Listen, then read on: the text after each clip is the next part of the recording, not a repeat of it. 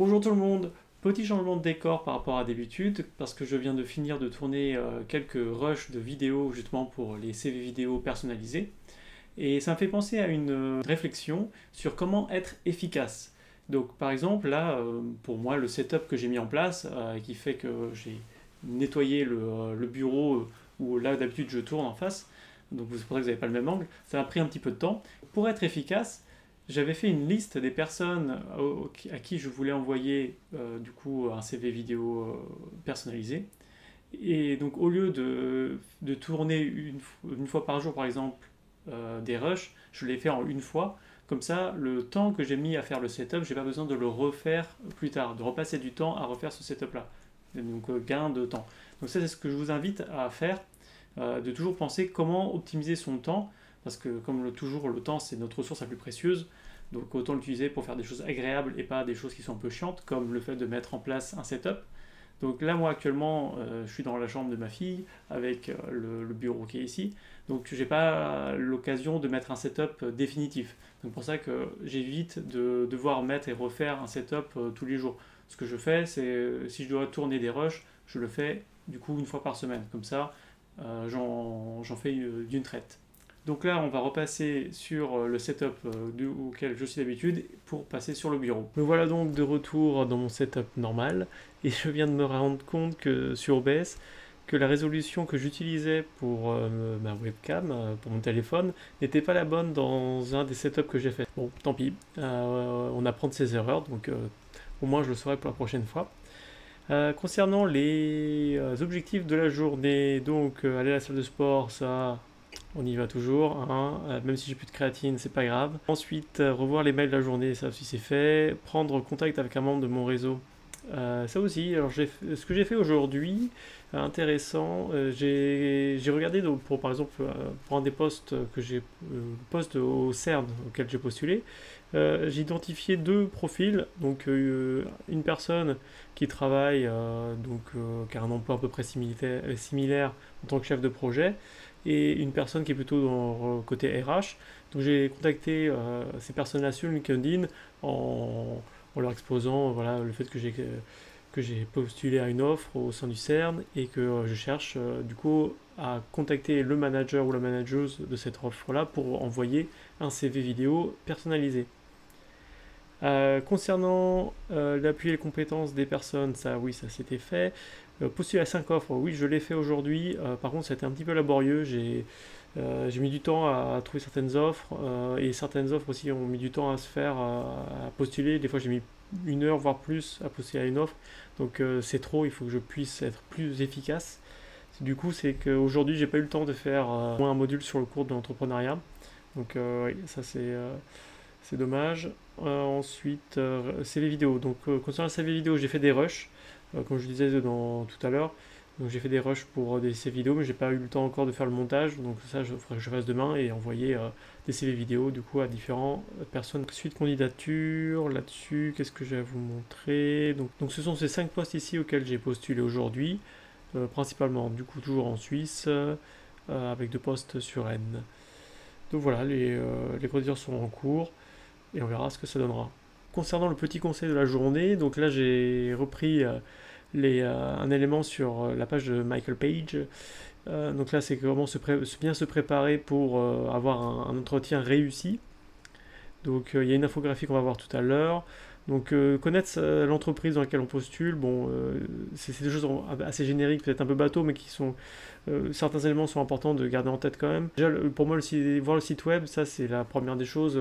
Voir rapidement quels sont les produits, les services que l'entreprise offre pour déjà pouvoir identifier et situer où l'entreprise se place. Le rapport annuel, pour moi, c'est vraiment aller un peu plus au-delà.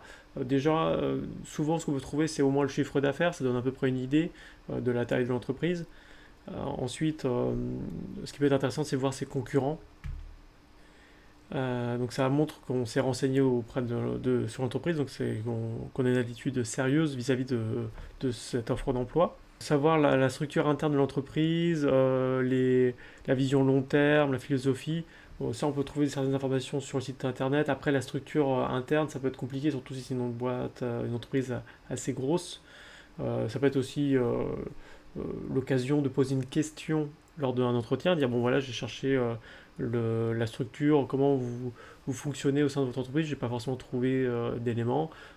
Par exemple, si vous postulez à une offre de chef de projet pour de l'électronique, comment le département électronique s'implémente dans l'entreprise.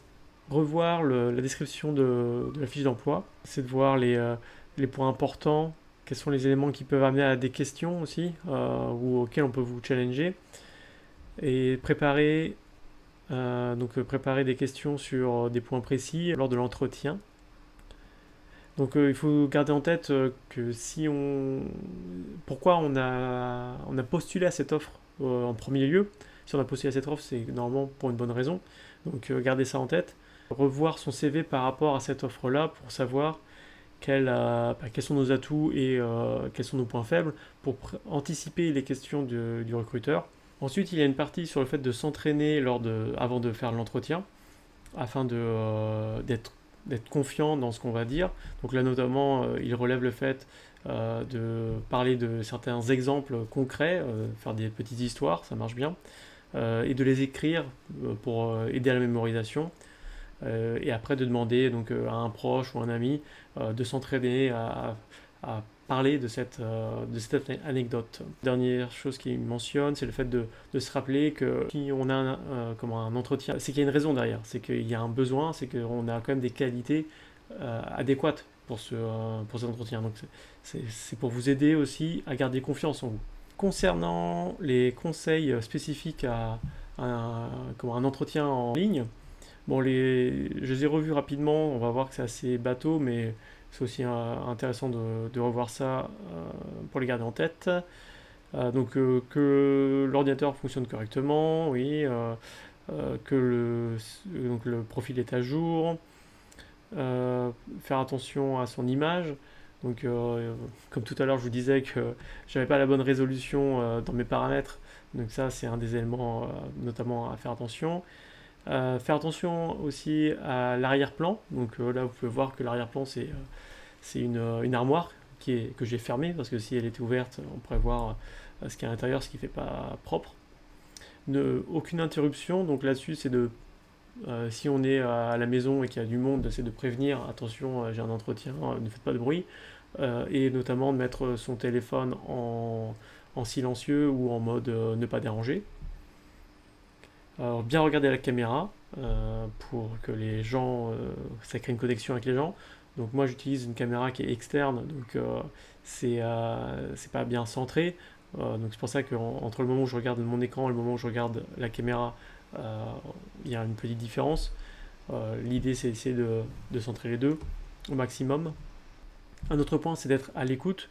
Par exemple, il peut y avoir des délais dus à une connectivité internet pas très bonne. Donc c'est bien d'attendre, savoir est-ce qu'on a du feedback, est-ce que c'est bon, tout notre message est bien passé. Et après, demander à propos du process, bon ça, je laisserai chacun voir si c'est intéressant ou pas. Normalement c'est plutôt clair, mais bon, si vous n'êtes pas clair là-dessus, ça coûte rien de demander. Donc voilà, c'est tout pour aujourd'hui. Je vous souhaite une très bonne journée, bon courage dans vos recherches d'emploi et on se dit à demain.